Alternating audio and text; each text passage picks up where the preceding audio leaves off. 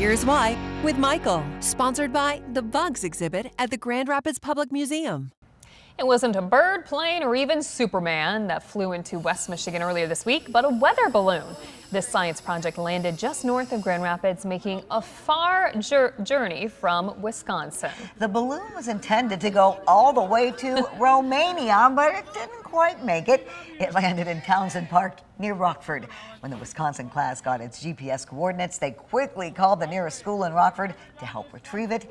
And our local firefighters were there to help.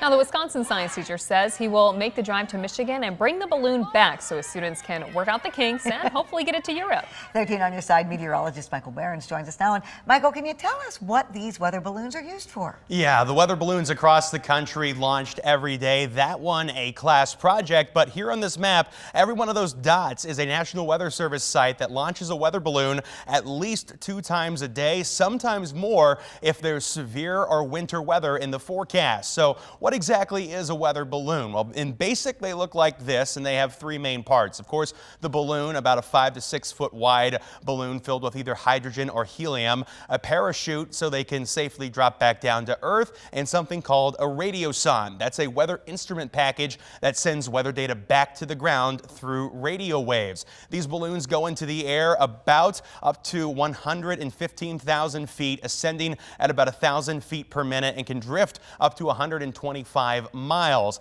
They collect wind direction, wind speed, temperature, dew point, pressure, and other weather data, and they send that back to the ground in a graph that looks like this. The temperature in red, the dew point in green. So what do we need this data for? Well, we feed it back into the weather models to get a picture of what the atmosphere looks like all throughout the different layers. We put maps together like these, and then we can project them into the future and determine where and when weather systems will be and how much energy storms may have. In winter, they have another purpose. They let us know the temperature all throughout the column of air where the snow and the rain is falling, and that helps us determine whether or not we see snow, sleet, freezing rain, or just rain. So while it may seem a little bit archaic, weather balloons are actually still a very important part of daily weather forecasting.